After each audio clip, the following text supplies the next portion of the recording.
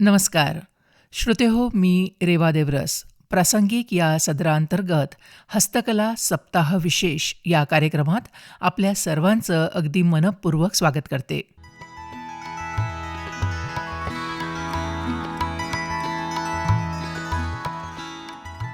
आज आपण एका अत्यंत महत्त्वाच्या आणि सांस्कृतिकदृष्ट्या समृद्ध उपक्रमाबद्दल बोलणार आहोत. तो म्हणजे राष्ट्रीय हस्तकला सप्ताह. श्रोतेहो, आपल्या भारताची ओळख केवळ त्याच्या भूभागामुळे किंवा इतिहासाने नाही, तर येथील हातमाग, हस्तकला आणि त्यामागील कारागिरीमुळेही आहे. आपल्या प्रत्येक राज्यात, प्रत्येक खेड्यात एक वेगळी कला परंपरा आहे. या कलाकारांना आणि त्यांच्या समृद्ध सांस्कृतिक वारसाला आदरांजली वाहण्यासाठी दरवर्षी 8 ते 14 डिसेंबर दरम्यान राष्ट्रीय हस्तकला सप्ताह साजरा केला जातो. या सप्ताहाचं उद्दिष्ट खूप साधं पण महत्त्वाचं आहे. आपल्या देशातील कुशल कारागिरांच्या कलेचा सन्मान करणं आणि त्यांच्या उपजीविकेला बळ देणं ही केवळ एक कलाकृती नसते, ती असते अनेक पिढ्यांची मेहनत, कौशल्य आणि आपल्या मातीचा वास. आपण जाणून घेऊयात भारतीय हस्तकलेचे वैभव आणि प्रकार यांच्याविषयी.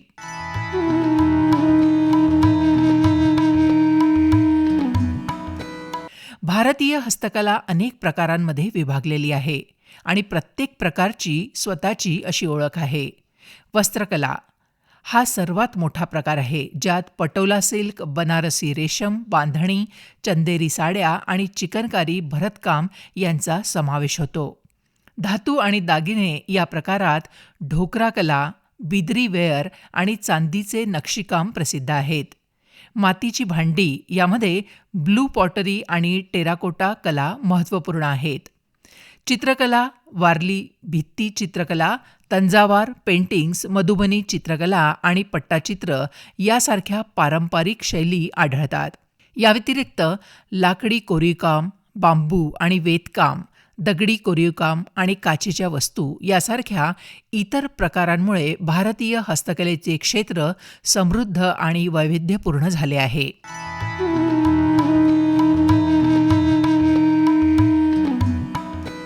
यावर्षीचा राष्ट्रीय हस्तकला सप्ताह खास आहे, कारण तो आपल्या मास्टर कारागिरांना त्यांच्या अपवादात्मक योगदानाबद्दल प्रतिष्ठित पुरस्कार देऊन सन्मान करीत आहे. 9 डिसेंबर 2025 रोजी नवी दिल्ली येथे विज्ञान भवन येथे माननीय राष्ट्रपती द्रौपदी मुर्मू यांच्या शुभहस्ते सन 2023 आणि 2024 साठीचे राष्ट्रीय हस्तकला पुरस्कार प्रदान केले जातील. हा सोहळा म्हणजे या कलाकारांच्या अथक परिश्रमाची आणि कलेची राष्ट्रीय स्तरावर झालेली दखल आहे.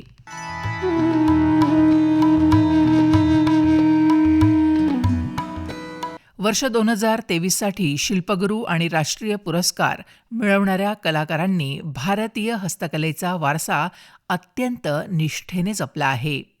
शिल्पगुरू पुरस्कारांमध्ये श्री अजित कुमार दास यांनी हाताने रंगवलेल्या वस्त्रांचे, श्री सुधीर कुमार महाराणा यांनी पौराणिक कथा चितारणाऱ्या पट्टचित्रांचे, तर कुमारी डी शिवम्मा यांनी चांबड्याच्या बाहुल्यांचे कलेचे जतन केले. या व्यतिरिक्त श्रीमती माधुरी मिश्रा यांनी बटीक छपाईसारखी गुंतागुंतीची वस्त्रकला आणि श्री गुलाम हुसेन उमर खत्री यांनी बांधणीची कला टिकवली. राष्ट्रीय पुरस्कार विजेत्यांमध्ये छत्तीसगडच्या हिराबाई झरेका बघेल यांनी धातुशिल्पात, मणिपूरच्या पेटिगारा राकेश जितेंद्र कुमार यांनी लाकूड कलेत आणि राजस्थानच्या पी विजयलक्ष्मी यांनी कलमकारी चित्रकलेत आपले कौशल्य दाखवले. श्रीमती अहोशांगमबाम बिमोला देवी यांना दुर्मिळ होत असलेली शफी लान्फी ही वस्त्रकला जपल्याबद्दल सन्मानित करण्यात आले, तर कुमारी प्रिया यांना लघुचित्रकलेसाठी युवा कारागीर पुरस्कार मिळाला. या सर्व कलाकारांनी आपापल्या पारंपरिक कलाशैलींना केवळ जिवंत ठेवले नाही, तर त्यांना राष्ट्रीय स्तरावर नवी ओळख मिळवून दिली, ज्यामुळे या कलांचे पुढील पिढ्यांमध्ये संक्रमण आणि त्याचे सामाजिक आणि आर्थिक महत्त्व वाढले.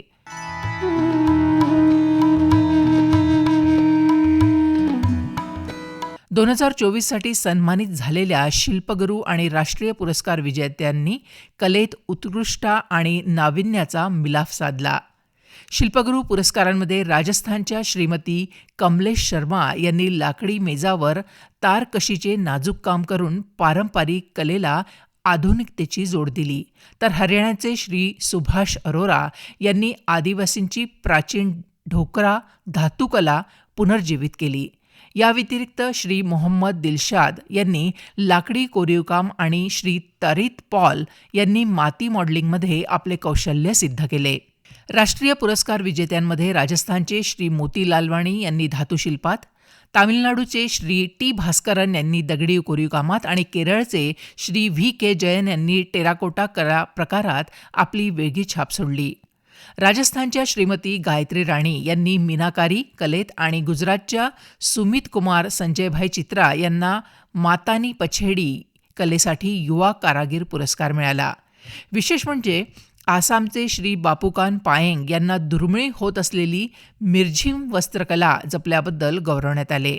या कलाकारांचे काम महत्त्वाचे आहे, कारण त्यांनी केवळ प्राचीन कलाकौशल्याचे ज्ञान पुढच्या पिढीपर्यंत पोहोचले नाही, तर स्थानिक सामग्री आणि तंत्रांचा उपयोग करून जागतिक स्तरावर भारतीय हस्तकलेचा ठसा उमटवला आहे.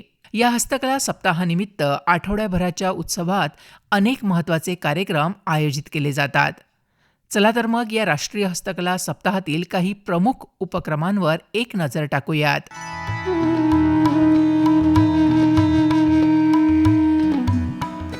संपूर्ण भारतातील हस्तकलांचे प्रदर्शन, जिथे आपल्याला एकाच छताखाली विविध राज्यांच्या कला पाहायला मिळतात. मास्टर कारागिरांचे कार्यशाळा आणि प्रात्यक्षिके. या कार्यशाळांमधून जुनी कौशल्ये शिकण्याची आणि जवळून पाहण्याची संधी मिळते. शिल्पगुरू पुरस्कार आणि राष्ट्रीय हस्तकला पुरस्कारांसारखे सोहळे. खरेदीदार विक्रेता भेटी आणि मार्केटिंग कार्यशाळा, ज्यामुळे कारागिरांना थेट बाजारपेठेशी जोडता येते. श्रोतेहो, या कलेला प्रोत्साहन देण्यासाठी भारत सरकारचा वस्त्रोद्योग मंत्रालय सातत्याने काम करत आहे. वस्त्रोद्योग मंत्रालय कारागिरांना कौशल्य श्रेणी सुधारणे, आर्थिक सक्षमीकरण आणि तंत्रज्ञान सहाय्य या माध्यमातून समर्थन देत आहे, ज्यामुळे आपल्या देशाचा समृद्ध हस्तकला वारसा जगभर पोहोचेल. पारंपरिक कला जतन करण्यासोबतच त्यांना आधुनिक जगाशी जोडणंही खूप महत्त्वाचं आहे. त्यासाठी भारत सरकारच्या वस्त्रोद्योग मंत्रालयाने राष्ट्रीय डिझाईन केंद्र स्थापन केलं आहे. या केंद्राचा मुख्य उद्देश डिझाईन आणि उत्पादन विकास या क्षेत्रातील कमतरता भरून काढणे हा आहे. एनडीसीची प्रमुख उद्दिष्टे काय आहेत? एनडीसीची प्रमुख उद्दिष्ट आंतरराष्ट्रीय खरेदीदारांची बदलती आवड आणि डिझाईन संकल्पना पूर्ण करणे, भारतीय डिझाईनचा वेगळेपणा आणि प्रात्यक्षिक आणि उत्पादनांमध्ये त्याची अंमलबजावणी करणे, कारागीर आणि निर्यातदारांना उत्पादन विकास आणि गुणवत्ता सुधारण्यासाठी मदत करणे. कलेला प्रोत्साहन देण्यासाठी योग्य प्रसिद्धी आणि मार्केटिंग खूप आवश्यक आहे. एनडीसीच्या माध्यमातून भारतीय हातमाग उत्पादनांच्या प्रसिद्धी आणि प्रमोशनसाठी खास मोहीम राबवली जाते. उदाहरणादाखल राष्ट्रीय हातमाग दिवस साठी वंदे भारत ट्रेन आणि बस थांब्यावर जाहिरात करून सामान्य जनतेमध्ये जनजागृती करण्यात आली. जाहिरातींच्या माध्यमातून कलेचा प्रसार करण्यात आला. अशा प्रयत्नांमुळे हस्तकला आणि हातमाग उत्पादनांना केवळ प्रदर्शनातच नव्हे, तर दैनंदिन जीवनातही लोकांपर्यंत पोहोचवण्यास मदत मिळते. आधुनिक काळात भारतीय हस्तकलेने स्वतःला जागतिक स्तरावर नेले आहे. सध्याचे कारागीर आधुनिक डिझाईनसोबत काम करत आहेत, ज्यामुळे पारंपरिक हस्तकला समकालीन वस्तूंच्या रूपात बाजारात येत आहेत आणि त्यांची लोकप्रियता वाढत आहे.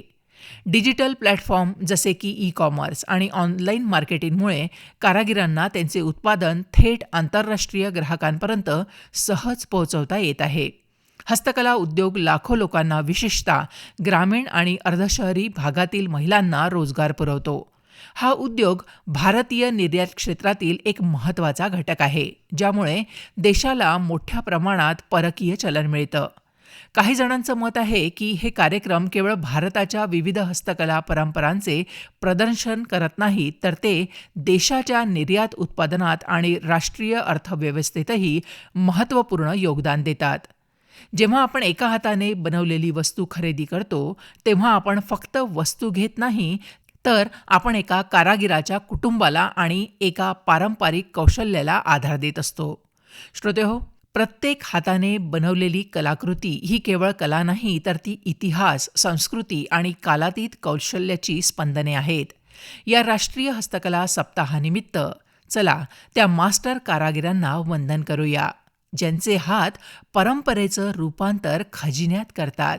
चला त्यांच्या आवाजाला बळ देऊया, त्यांच्या कलेला समर्थन देऊया आणि आपला वारसा पूर्वीपेक्षा अधिक तेजस्वी ठेवूया. कला निर्मात्यांना सक्षम करा, कलेचा सन्मान करा, वारसा साजरा करा. श्रोतेहो, आपण सर्वांनी या सप्ताहामध्ये जास्तीत जास्त हस्तकला वस्तू खरेदी करून या कारागिरांच्या कष्टाला आणि कलेला योग्य मान द्यावा. कारण आपली संस्कृती, आपली कला हीच आपली खरी ओळख आहे. एका कारागिराचं आयुष्य फुलवण्यात आपलं छोटंसं योगदानही खूप मोलाचं ठरू शकतं. राष्ट्रीय हस्तकला सप्ताहाच्या निमित्ताने मी तुम्हा सगळ्यांना खूप खूप शुभेच्छा देते. आपल्या कलेला आणि कारागिरांना आपण नेहमी प्रोत्साहन देत राहूयात. भेटूया लवकरच पुढच्या विशेष प्रासंगिक कार्यक्रमात. तोपर्यंत नमस्कार.